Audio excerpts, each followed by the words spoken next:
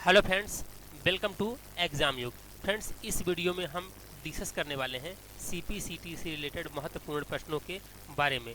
तो फ्रेंड्स, यहाँ पर सीपीसीटी और पीवी से रिलेटेड जितने भी एग्ज़ाम होते हैं जिनमें कंप्यूटर सब्जेक्ट पूछा जाता है, जैसे कि पीईवी, एएसआई, एलडीसी या कोर्ट से रिलेटेड जितने भी एग्ज़ाम होते हैं और उनमें कंप्यूटर सब्जेक्ट पूछता है, ऐसे एग्ज़ाम्स के लिए ये चैनल जिसमें आपको कंप्यूटर पढ़ाया जाता है काफ़ी महत्वपूर्ण साबित होगा आपके लिए। तो फ्रेंड्स, अगर आप इस चैनल पर नए हैं तो चैनल को सब्सक्राइब कर लीजिए ताकि आने वाली हर वीडियो की जानकारी सबसे पहले आपको मिल सके। तो चलिए शुरू करते हैं।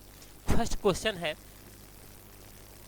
Dot dot is use to for connecting a telephone line with a computer. निम्नलिखित में से किसका प्रयोग टेलीफोन लाइन को कंप्यूटर से कनेक्ट करने के लिए, जोड़ने के लिए किया जाता है? तो फ्रेंड्स, यहाँ पर राइट आंसर हो जाएगा मॉडेम। और यहाँ पर मॉडेम का फुल फॉर्म होता है modulator and D modulator. Friends, यहाँ पर मॉडेम होता क्या है? मॉडेम एक इनपुट और आउटपुट दोनों प्रकार का डिवाइस है। यानी कि हम कह सकते हैं कि जो मॉडेम होता है, मॉडेम इनपुट डिवाइस और आउटपुट डिवाइस दोनों प्रकार का डिवाइस होता है और इसका उपयोग टेलीफोन लाइनों पर इंफॉर्मेशन और डाटा को सेंड करने का काम ये करता है। मॉडेम का मॉड्यूलेटर पोर्ट डिजिटल सिग्नल को एनालॉग सिग्नल में कन्वर्ट करता है और डीमॉड्यूलेटर पोर्ट एनालॉग सिग्नल को डिजिटल सिग्नल में कन्वर्ट करता है। आपको यहाँ पर ध्यान रखना होगा, कभी कभी क्वेश्चन ये पूछ लेता है कि जो मॉडेम होता है तो मॉडेम का कौन सा पार्ट क्या काम करता है। तो देखिए, यहाँ पे मॉडेम में दो पार्ट हैं। पहले ध्यान से सभी चीज़ों को एक एक करके हम बताते हैं। ओके, तो यहाँ पर मॉडेम यानी कि MOD से क्या हुआ? मॉडेम हुआ। और यहाँ पर मॉड्यूलेटर, MOD से क्या हो जाएगा? मॉड्यूलेटर। Okay, modulator. और मॉड्यूलेटर का काम क्या होता है? मॉड्यूलेटर पार्ट का जो काम होता है, तो डिजिटल जो सिग्नल होता है, डिजिटल सिग्नल को एनालॉग सिग्नल में कन्वर्ट करने का काम करता है। और जो डीमॉड्यूलेटर होता है, तो डीमॉड्यूलेटर क्या करता है? डीमॉड्यूलेटर एनालॉग सिग्नल को डिजिटल सिग्नल में कन्वर्ट करने का काम करता है। ये फंडा क्लियर होना चाहिए, क्योंकि कभी कभी केवल एक पार्ट पूछ लेता है कि मॉड्यूलेटर पार्ट का काम क्या होता है। तो मॉड्यूलेटर पार्ट का जो मॉड्यूलेटर पार्ट होता है वो डिजिटल सिग्नल को एनालॉग सिग्नल में, और जो डीमॉड्यूलेटर होता है एनालॉग सिग्नल को डिजिटल सिग्नल में कन्वर्ट करने का काम करता है। ओके, तो ये जो मॉडेम होता है, इस तरह का जो डिवाइस होता है, ये मॉडेम होता है। मॉडेम एक हार्डवेयर डिवाइस होता है। ओके फ्रेंड्स, चलते हैं नेक्स्ट क्वेश्चन की ओर। तो इस क्वेश्चन के अकॉर्डिंग राइट आंसर मॉडेम हो जाएगा। Next question number 2, request made by the web browser और रिस्पोंडेड बाय। वेब ब्राउजर द्वारा किए गए अनुरोध की प्रतिक्रिया किसके द्वारा किया जाता है? ओके, तो वेब ब्राउजर द्वारा जो अनुरोध किया जाता है, जैसे मान लीजिए कि ब्राउजर है और ब्राउजर कोई भी रिक्वेस्ट करता है, तो इसकी प्रतिक्रिया किसके द्वारा दिया जाता है? तो यहाँ पर जो वेब सर्वर होता है, जो राइट आंसर इसका होगा वेब सर्वर। ठीक है, तो वेब सर्वर होता क्या है? जैसे मान लीजिए कि आप कोई भी ब्राउज़र चला रहे हो, चाहे वो इंटरनेट एक्सप्लोरर हो, चाहे गूगल क्रोम हो, कोई भी ब्राउज़र चला रहे होते हैं। जब आप ब्राउज़र के माध्यम से जब कोई रिक्वेस्ट भेजते हो तो सर्वर पे पहले जाता है। वो रिक्वेस्ट कहाँ जाता है? रखा हुआ सर्वर पे जाता है, और फिर सर्वर जो है तो क्लाइंट को रिस्पोंड करता है। ओके, और सर्वर में दो भाग होते हैं। पहली मशीन जिस पर वेब सर्वर स्थापित होता है, और दूसरा सॉफ्टवेयर जो वेब सर्वर की तरह वर्क करता है। ठीक है, तो यहाँ पर वेब सर्वर के अंदर दो चीज़ें होती हैं। पहला तो वो मशीन यानी कि वो डिवाइस जो होती है एज ए सर्वर होगा, और उस डिवाइस के अंदर, सर्वर के अंदर जो सॉफ्टवेयर इंस्टॉल होता है एज ए सर्वर की तरह कार्य करता है। तो दो पार्ट होते हैं वेब सर्वर में, दो पार्ट होते हैं। वह मशीन वेब सर्वर की तरह काम करता है, हार्डवेयर, और दूसरा जो सर्वर के अंदर सॉफ्टवेयर स्टोर होता है वो वेब सर्वर की तरह कार्य करता है। तो कंप्यूटर में जो कंप्यूटर के माध्यम से जो रिक्वेस्ट भेजता है वो क्लाइंट भेजता है, और जो रिस्पॉन्स देता है, जो रिस्पॉन्ड करता है वो वेब सर्वर करता है। ओके, तो यहाँ पर इस क्वेश्चन के अकॉर्डिंग, ओके, यहाँ पर जो क्वेश्चन दिया है इस क्वेश्चन के अकॉर्डिंग जो राइट आंसर हो जाएगा आपका वेब सर्वर हो जाएगा। ओके, तो सर्वर ही क्लाइंट्स को रिस्पोंड करता है। जब क्लाइंट रिक्वेस्ट करता है सर्वर को कि हमें ये चीज़ चाहिए तो सर्वर उसको रिस्पोंड करता है। ओके, तो इस क्वेश्चन के अकॉर्डिंग राइट आंसर क्या हो जाएगा, वेब सर्वर। चलिए नेक्स्ट क्वेश्चन की ओर चलते हैं, क्वेश्चन नंबर 3। हाँ, online textual talk in real time is called.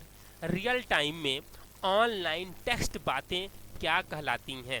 जब आप ऑनलाइन बातें करते हैं और रियल टाइम में रिस्पॉन्स आपको मिल जाता है उसको हम क्या कहते हैं, चैटिंग कहते हैं। बहुत ही आसान क्वेश्चन है, लेकिन यहाँ इस क्वेश्चन से जुड़ी हुई चीज़ें कुछ हम आपको इम्पोर्टेंट फैक्ट बता देते हैं। ओके, तो यहाँ पर इम्पोर्टेंट फैक्ट यहाँ पर यह है कि जो पॉपुलर मैसेजिंग सॉफ्टवेयर हैं, ठीक है, कभी अगर यहाँ पे क्वेश्चन ये पूछा है बहुत आसान कि रियल टाइम में जो आप टेक्स्ट मैसेज करते हैं उसको हम इंस्टेंट मैसेजिंग को क्या कहते हैं, यहाँ पर देखिए राइट आंसर क्या दिया है, चैटिंग कहते हैं। चैटिंग कहेंगे, चैटिंग करते हैं अपन। लेकिन अगर क्वेश्चन ऐसे पूछ लेता है कि कौन सा पॉपुलर मैसेजिंग एप्लीकेशन है या नहीं है, तो हमें जो पॉपुलर एप्लीकेशन हैं, मैसेजिंग सॉफ्टवेयर हैं, उनके नाम पता होना चाहिए। जैसे कि Discord, e buddy, XMS, Element, Facebook Messenger very popular, okay, GroupMe, iMessage, KakaoTalk, Kik Messenger, Line, WeChat, WhatsApp, ये सभी पॉपुलर मैसेंजर्स हैं, इनके बारे में हमें पता होना चाहिए। सिग्नल्स, स्लैक, स्नैपचैट, स्काइप और टेलीग्राम, टेंसेंट, क्यूक्यू और वाइबर, ये सभी पॉपुलर क्या हैं, मैसेंजर हैं। ओके, इनके द्वारा हम मैसेज कर सकते हैं। तो हमें इनका नाम पता होना चाहिए कि कौन कौन से मैसेज हैं, कौन कौन से मैसेज नहीं, मैसेजिंग सॉफ्टवेयर हैं, कौन कौन से मैसेजिंग सॉफ्टवेयर नहीं है। क्योंकि कभी कभी क्वेश्चन ऐसे भी पूछा जा सकता है, जब इतना छोटी सी क्वेश्चन यहाँ पे छोटा क्वेश्चन पूछ रहा है कि भाई चैटिंग यानी कि टेक्स्ट रियल टाइम में मैसेज करना, टेक्स्ट करना क्या कहलाता है, चैटिंग कहलाता है। तो यहाँ पे क्वेश्चन कभी यही पूछ सकता है कि यहाँ पर मैसेजिंग सॉफ्टवेयर कौन कौन से हैं। तो हमें एटलीस्ट ध्यान रखना होगा कि जो पॉपुलर मैसेजिंग सॉफ्टवेयर हैं तो कौन कौन से हैं। तो अभी तो देखिए ज़्यादातर यूज इंडिया में कौन कौन से, फेसबुक होता है और वी चैट, व्हाट्सअप है ना, ये सब, टेलीग्राम, स्काइप, ठीक है, ये फेमस है। इनके साथ साथ और भी फेमस हैं, इनके हमें नाम याद होना चाहिए, जैसा कि हमने आपको नाम बता दिया। फिलहाल यहाँ पर इस क्वेश्चन के अकॉर्डिंग जो राइट आंसर है तो क्या हो जाएगा, रियल टाइम में ऑनलाइन जो टेक्स्ट बातें कहलाती हैं उनको हम चैटिंग कहते हैं। ओके, बहुत ही आसान क्वेश्चन है। अगला नेक्स्ट क्वेश्चन की ओर चलते हैं, क्वेश्चन नंबर 4 है। हाँ, ऐसी ईमेल प्रणाली जो ऑडियो को सपोर्ट करती है उसे क्या कहते हैं? The email system that supports audio is known as. ऐसी मेल प्रणाली जो ऑडियो को भी सपोर्ट करती है उसको हम क्या कहते हैं? वॉइस मेल कहते हैं, वॉइस मेल कहते हैं। अब हमें वॉइस मेल से रिलेटेड कुछ इम्पॉर्टेंट फैक्ट के बारे में पता होना चाहिए।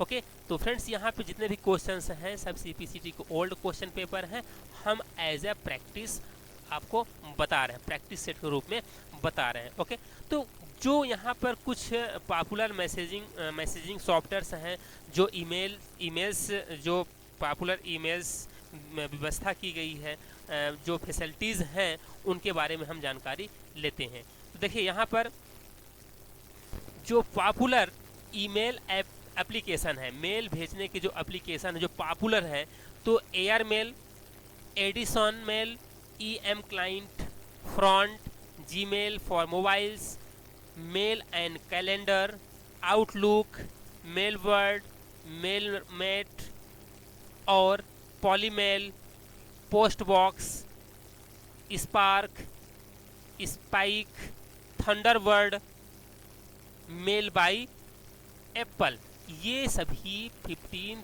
क्या हैं, वेरी पॉपुलर ईमेल एप्लीकेशन हैं। इन्हें हमें ध्यान रखना चाहिए। अगली बार हो सकता है कि क्वेश्चन ऐसे बना दे कि निम्नलिखित में से कौन सा मेलिंग एप्लीकेशन नहीं है, ओके, और इनमें से कोई भी ऑप्शन दे दे और आपसे बनना चाहिए, ठीक है। तो यहाँ पर जो जितने भी यहाँ पे 15 नाम दिए गए हैं, ये सभी ईमेल एप्लीकेशन है। मैं फिर से नाम बता देता हूँ: Airmail, Edison, me client, eM client, Front, Gmail for mobile, Mail and Calendar by Microsoft, Outlook, Mailbird, MailMate, Polymail, Postbox, Spark, Spike, Thunderbird, Mail by Apple. और ये थंडरबर्ड जो है, थंडरबर्ड ये पूछा गया है, और ये जो है तो सपोर्ट किस में करता है, लाइनेक्स में, मैक ऑपरेटिंग सिस्टम और विंडोज़ में भी करता है सपोर्ट, ठीक है। थंडरबर्ड ये महत्वपूर्ण है, तो ये पूछा भी जा चुका है, ओके। इसीलिए हम यहाँ पर सभी क्वेश्चन को आपको डिटेल में बताने की कोशिश कर रहे हैं ताकि कोई भी कन्फ्यूज़न ना हो, क्योंकि छोटा जब चीज़ें पूछ सकता है तो आगे चल करके उससे रिलेटेड चीज़ें पूछ सकता है, ठीक है। इसलिए यहाँ पर इस क्वेश्चन के अकॉर्डिंग जो राइट आंसर होगा मेल, वॉइस मेल हो जाएगा, ओके। चलिए नेक्स्ट क्वेश्चन की ओर चलते हैं। अगला क्वेश्चन नंबर 5 है, सिम का फुल फॉर्म क्या होता है? SIM, सिम का फुल फॉर्म क्या होता है? तो सिम का फुल फॉर्म होता है सब्सक्राइबर आइडेंटिटी मॉड्यूल, ओके। तो और ये देखिए मोबाइल से रिलेटेड ये फुल फॉर्म है, तो मोबाइल से रिलेटेड और भी फुल फॉर्म के बारे में हम जानकारी प्राप्त करते हैं। तो देखिए जो मोबाइल से रिलेटेड कुछ फुल फॉर्म है, जैसे कि ACC, ये क्या है? Analog control channel, AMPS advance mobile phone services, और AUC is authentication centre, BCH इसका फुल फॉर्म क्या होता है? BCH इसका फुल फॉर्म होता है ब्रॉडकास्ट चैनल, ब्रॉडकास्ट चैनल। और BSC का फुल फॉर्म क्या होता है? Base station controller. इसके बाद है BTS का फुल फॉर्म क्या होता है? तो BTS का फुल फॉर्म होता है बेस ट्रांसीवर स्टेशन। CDG का फुल फॉर्म क्या होता है? CDG का फुल फॉर्म होता है CDMA डेवलपमेंट ग्रुप। और CDMA का फुल फॉर्म क्या होता है? ये एग्जाम में पूछा जा चुका है। CDMA का फुल फॉर्म क्या होता है? तो CDMA का फुल फॉर्म होता है code division multiple access, okay.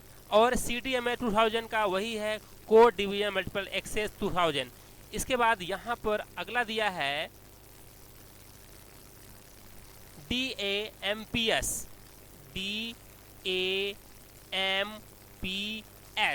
DAMPS का फुल फॉर्म क्या होगा?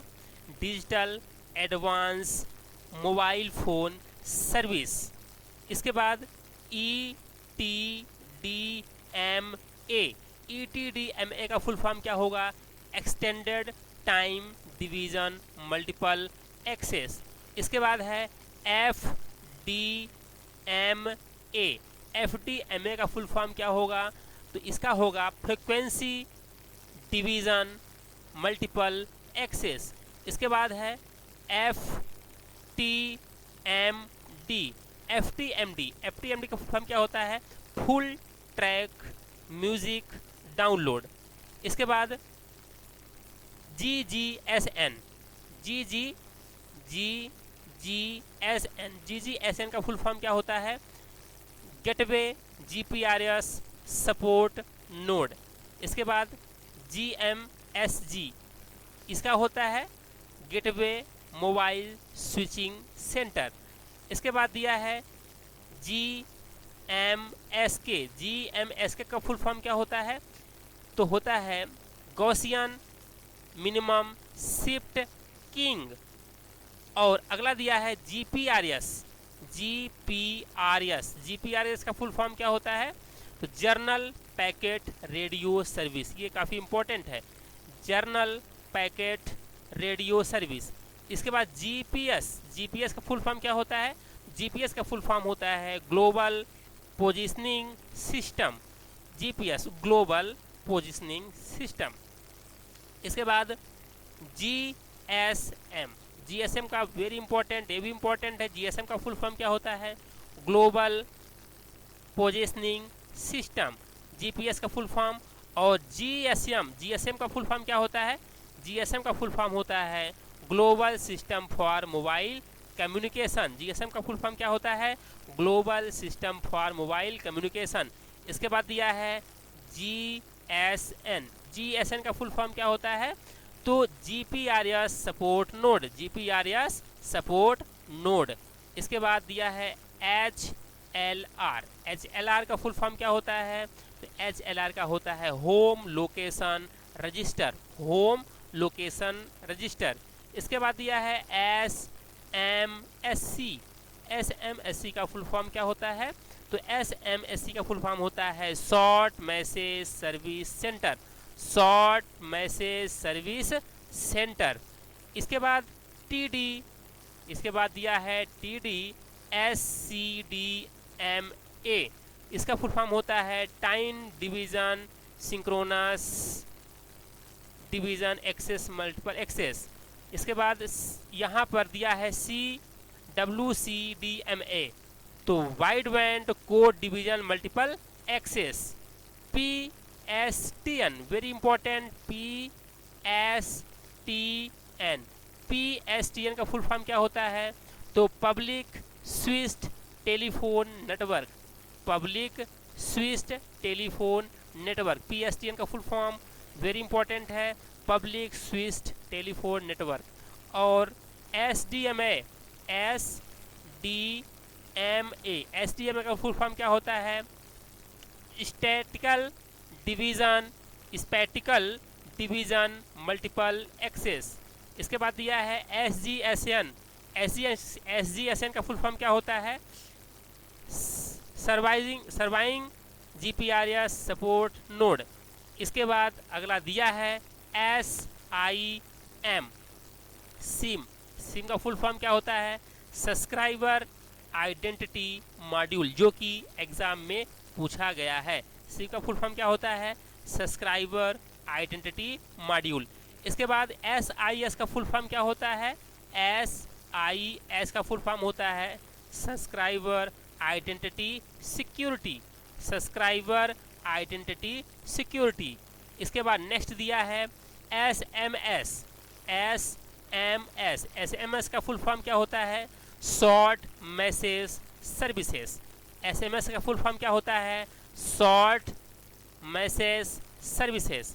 इसके बाद अगला दिया है NPDB का फुल फॉर्म क्या होता है? NPDB का फुल फॉर्म होता है number portability database. Number portability DB यानी कि डेटाबेस। इसके बाद NTACS का फुल फॉर्म क्या होता है? Narrow band total access communication service. इसके बाद PSDN का फुल फॉर्म क्या होता है? ये भी इम्पोर्टेंट है, वेरी इंपॉर्टेंट है। PSDN का फुल फॉर्म क्या होता है? तो पैकेट डेटा स्विच्ड नेटवर्क। इसके बाद दिया है PPDN का फुल फॉर्म क्या होता है? Packet data switched network. यहाँ पर PPDN का होता है मतलब पब्लिक पैकेट डेटा नेटवर्क। इसके बाद अगला दिया है MSC का full form mobile station class एक और होता है MSC का full form, mobile switching centre. इसके बाद दिया है MTS। MTS का फुल फॉर्म क्या होता है? Mobile telephone service. Mobile telephone service, MTS का फुल फॉर्म क्या होता है? Mobile telephone service. इसके बाद दिया है NAMPS। NAMPS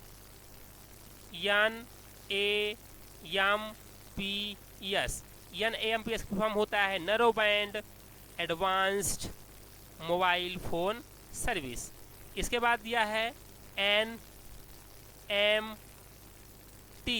NMT का फुल फॉर्म होता है Nordic mobile telephone. Nordic mobile telephone. इसके बाद अगला दिया है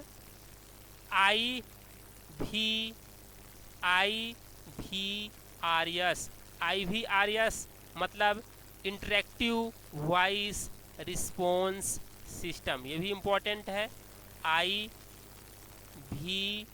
IVRS का फुल फॉर्म ये भी इम्पोर्टेंट है। तो इसका फुल फॉर्म हो जाएगा IVRS का इंटरेक्टिव वॉइस रिस्पॉन्स सिस्टम। इसके बाद IWF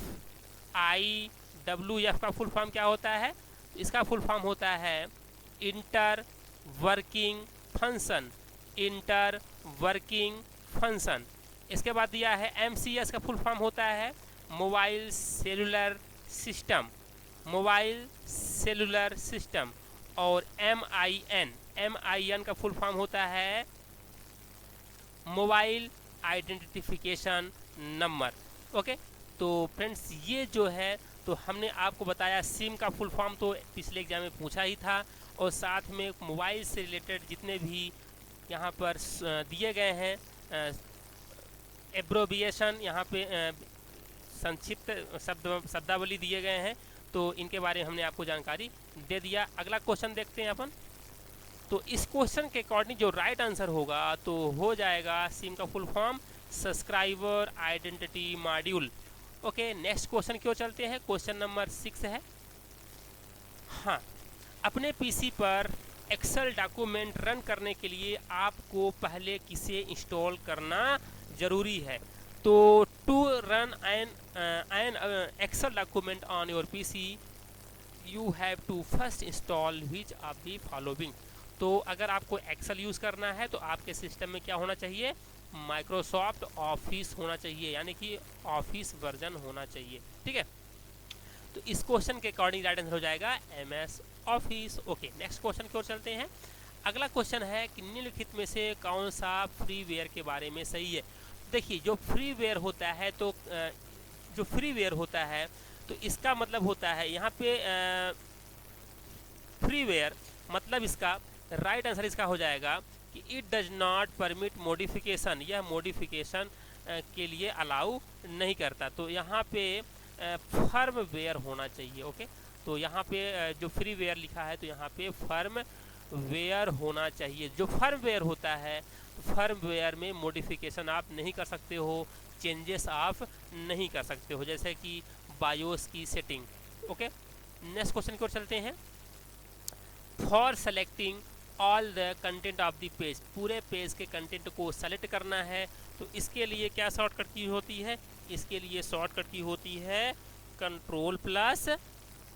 Ctrl+A से हम पूरे कंटेंट को यानी कि ऑल कंटेंट को सेलेक्ट कर सकते हैं। ओके, ठीक, नेक्स्ट क्वेश्चन की ओर चलते हैं। तो इस क्वेश्चन के अकॉर्डिंग जो राइट आंसर हो जाएगा तो Ctrl+A यानी कि ऑल सेलेक्ट हो जाएगा। ठीक है, नेक्स्ट क्वेश्चन की ओर। Ctrl+M प्रोवाइड्स, Ctrl+M से क्या होता है?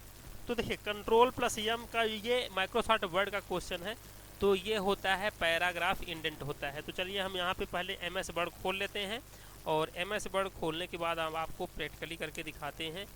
ओके, तो चलिए यहाँ पर MS वर्ड हमने खोल लिया। ठीक है, और हमने यहाँ पर एक पैराग्राफ लिख लिया इक्वल टू, और यहाँ पे इसको हम हटा देते हैं RAND। देखिए यहाँ पर हमने रैंडम फंक्शन लगाया और कोई भी पैराग्राफ लिख लेते हैं।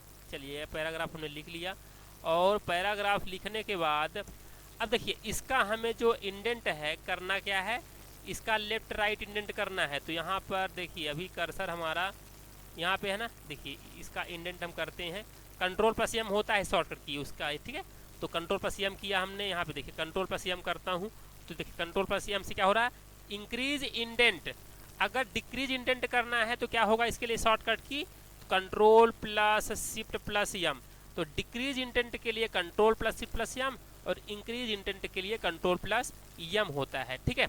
तो यहाँ पर यही क्वेश्चन कर रहा है कि इंक्रीज इंडेंट के लिए क्या होता है शॉर्टकट की, कंट्रोल+M। तो यहाँ पे हालांकि जो राइट आंसर दिया है तो इंडेंटिंग द पैराग्राफ, हालांकि यहाँ पे कंट्रोल+M का यूज होता है कि left indent to the paragraph, ये शॉर्टकट की यहाँ पे राइट ऐसा होना चाहिए। हालांकि CPCT में एग्जैक्ट क्वेश्चन यही था। और कंट्रोल+M का यूज क्या होता है, इंडेंट ऑफ द पैराग्राफ। लेकिन अगर आंसर ये दिया होता कि left indent of the paragraph तो ये भी सही माना जाता, क्योंकि एक्चुअली कंट्रोल+M का यूज यही होता है कि left indent of the paragraph, ठीक है।